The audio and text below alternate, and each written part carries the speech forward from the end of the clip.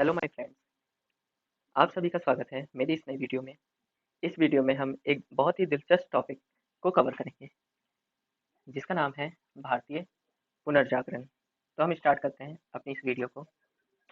सबसे पहले जो हमारा टॉपिक है भारतीय पुनर्जागरण, जैसे मैंने आपको बताया, तो भारतीय पुनर्जागरण एक हमारे इतिहास में एक ऐसी घटना थी जिसका प्रभाव हमारे भारतीय राजनीतिक, भारतीय अर्थव्यवस्था और भारतीय समाज, और सबसे ज़्यादा गहरा असर हमारे भारतीय धर्म पर पड़ा, जिस कारण इसमें कई बदलाव आए। हमारे भारतीय धर्म में या धार्मिक व्यवस्था में कुछ ऐसे अनुष्ठान हुआ करते थे, ऐसी कुरीतियाँ हुआ करती थी, जिस कारण हमारा जो समाज था, वो कई चीज़ों से पीछे चल रहा था। इसमें जाति व्यवस्था थी, जिसकी वजह से जो छोटी कास्ट के लोग हुआ करते थे, वो उनके अंदर या वो लोग अपने देश के प्रति सच्ची निष्ठा और सच्ची ईमानदारी नहीं रख पाते थे, क्योंकि उनको अपने देश से वो चीज़ें नहीं मिलती थी जिसके वो हकदार थे। उनसे वो चीज़ें छीन ली गई थी, उनसे वो उनके अधिकार छीन लिए गए थे। उन्हीं सबको उनके अधिकार दिलाने के लिए, नारियों को उनके अधिकार दिलाने के लिए हमारे भारत में एक समय ऐसा आया जब इन सबको बदलने की ज़रूरत महसूस हुई, और उसी को पुनर्जागरण कहा जाता है। तो हम अपने टॉपिक में आगे बढ़ते हैं। ये तो मतलब कुछ पहले बात थी, तो जिसे भारतीय रिनेशंस भी कहा जाता है। एक ऐसी महत्वपूर्ण आधुनिक भारतीय ऐतिहासिक घटना थी जिसमें सामाजिक, सांस्कृतिक, राजनीतिक परिवर्तन की प्रक्रिया थी, जो ब्रिटिश शासन के खिलाफ भारतीय जनता की स्वतंत्रता के लिए आवाज उठाएगी। इस भारतीय पुनर्जागरण में कुछ मुख्य रूपरेखा ऐसी हैं जो इम्पोर्टेंट हैं। तो सबसे पहले जो था, सोसाइटी ऑफ इंडिया 1876 में आधिकारिक रूप से स्थापित की गई थी। ये संगठन भारतीय जनता की आवाज को संगठित करने का काम किया करती थी। इसके अलावा राजा राम मोहन राय ने सामाजिक, धार्मिक सुधारों की शुरुआत की, और उन्होंने ब्रिटिश साम्राज्य के खिलाफ आंदोलन भी किए। इसके अलावा स्वामी दयानंद सरस्वती, उन्होंने आर्य समाज की स्थापना की, जो समाज में सुधार के लिए धार्मिक और सामाजिक परिवर्तन की मांग थी। इससे हमें ये पता लगता है, सबसे ज्यादा जो ऐसे कार्यक्रम चलाए गए, वो धार्मिक और सामाजिक परिवर्तन के लिए सबसे महत्वपूर्ण थे। राजा राम मोहन राय एक ऐसे व्यक्ति थे जिन्होंने सती प्रथा, जाति प्रथा, इसके अलावा उनको हमारे भारतीय समाज का आधुनिक पिता भी कहा जाता है। इनके ऊपर पूरी एक टॉपिक पे वीडियो मैं सैटरडे को लेके आऊंगा, जिसमें राजा राम मोहन राय और ब्रह्म समाज के ऊपर पूरी वीडियो होगी, जिसको आप जरूर देखिएगा। हम चलते हैं अपने आगे टॉपिक पे। तो भारतीय समाज पर पड़ने वाले प्रभाव क्या थे? मैंने वीडियो की स्टार्टिंग में आपको बताया, हमारे भारतीय समाज पर कई प्रभाव पड़े, लेकिन मैं आपको मुख्य प्रभाव बताता हूँ जो थे। भारतीय राजनीतिक व्यवस्था का विनाश। सबसे पहले जब मुगल आए, उन्होंने हमारे राजनीतिक व्यवस्था में परिवर्तन किए, जिसमें हिंदुओं के जो अधिकार थे वो छिन गए। उसके बाद जब विदेशी लोग हमारे भारतीय समाज में आए या भारत में आए, उन्होंने भी अपना शासन चलाने के लिए कुछ राजनीतिक व्यवस्था का विनाश किया हमारे यहाँ। और भारतीय समाज पद्धति और सांस्कृतिक पर विदेशी आक्रमण हुआ, क्योंकि जैसे ही लोग हमारे यहाँ भारत में आए, उन्होंने हमारी संस्कृति पर बहुत ही गहरा प्रभाव डाला। उनकी कुछ ऐसी पद्धतियां थीं जिससे सिर्फ उनको लाभ हुआ करता था, और हमारे देश में रह रहे निवासियों को उन सभी अत्याचारों कह लो, या उन्हीं सबके जो चलाए हुए कुछ नियम थे या कानून हुआ करते थे, वो उसमें बंध के रह गए, जिससे वो अपना विकास नहीं कर पाए। और जो हमारी संस्कृति थी, वो भी धीरे धीरे विलुप्त होने लगी, और लोग अपने इतिहास को भूलने लगे। अपने इतिहास को वापस जानने के लिए कई लोगों ने हमारे भारतीय समाज में के लोगों को जागरूक करने के कार्यक्रम किए। उसको हम जानेंगे आगे। उसके बाद जो तीसरा प्रभाव पड़ा हमारे भारतीय समाज पे, वो था अर्थव्यवस्था में परिवर्तन आया। इसके अलावा भारतीय अर्थव्यवस्था का विनाश हो गया। इस प्राचीन जाति को न केवल राजनीतिक परतंत्र के बंधन में बांध दिया गया, बल्कि इस देश को पश्चिम का आर्थिक उपनिवेश और सांस्कृतिक प्रांत बना दिया गया। मतलब जो हमारे पश्चिम से देश आए थे, फ्रांस, ब्रिटेन, उन्होंने हमारे देश को एक उपनिवेश बना दिया। उपनिवेश ऐसा हुआ कि हमारे भारत में जो कुछ भी उत्पादन किया जाता था, उसको वो लोग बाहर देश में ले जाते थे और उसको अब परिवर्तन करके वापस हमारे ही देश में बेच दिया करते थे, जिससे हमारे भारत में कभी भी कोई औद्योगिक क्रांति नहीं हुई, जिससे वो पिछड़ता चला गया।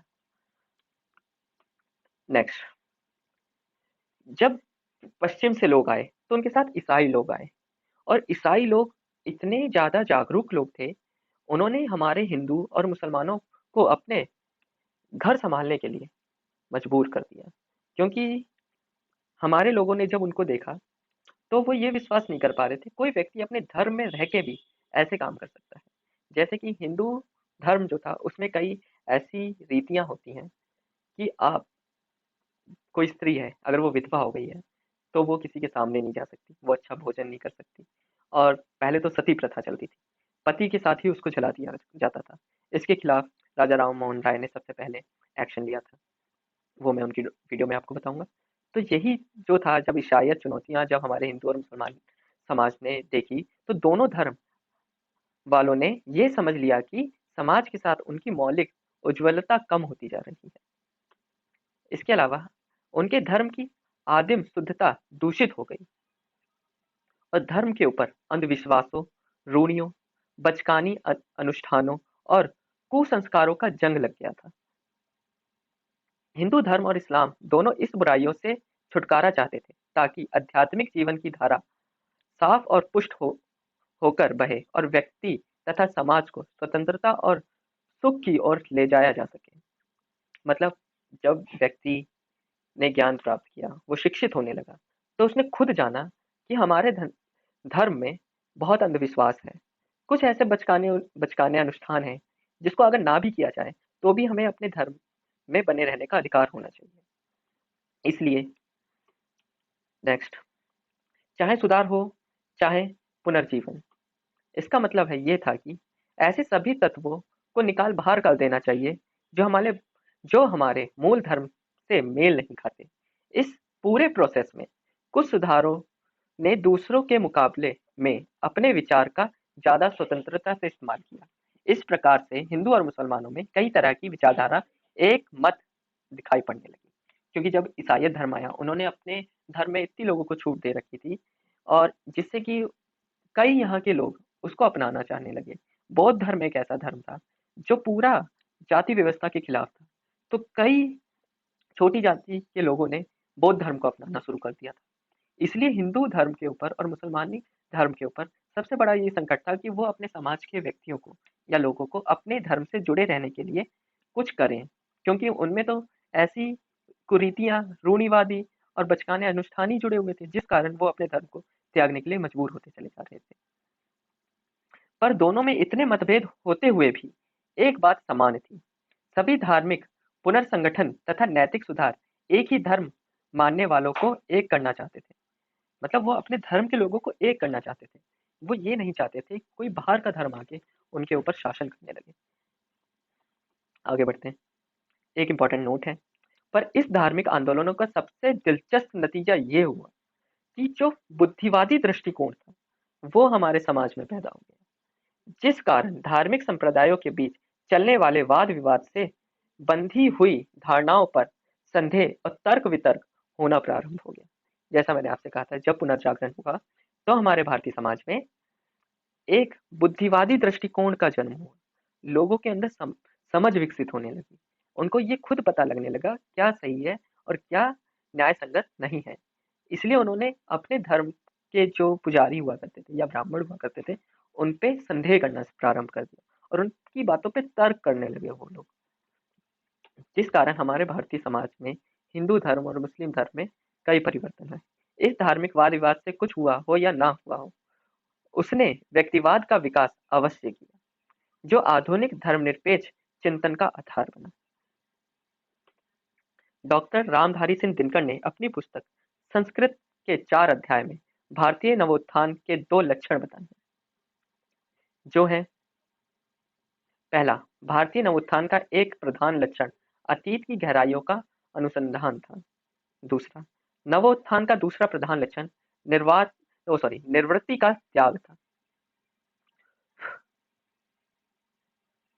आज की वीडियो में हम इतना ही रखेंगे। जैसा कि मैंने आपसे कहा, ये तो हमारे टॉपिक की शुरुआत थी। इसमें हम कई सारे टॉपिक पढ़ेंगे। आर्य समाज, ब्रह्म समाज, डॉक्टर दयानंद सरस्वती, राम मोहन राय, इनके बारे में जानेंगे। सबसे पहले राम मोहन राय और ब्रह्म समाज के ऊपर वीडियो मैं कल या परसों सैटरडे को अपलोड करूंगा। आप लोग उसको जरूर देखें। हमारी वीडियो का यहाँ पे अंत होता है और हम इससे रिलेटेड जुड़ी हुई इसकी नेक्स्ट वीडियो अपलोड करेंगे। Thank you. जय हिंद। नमस्कार।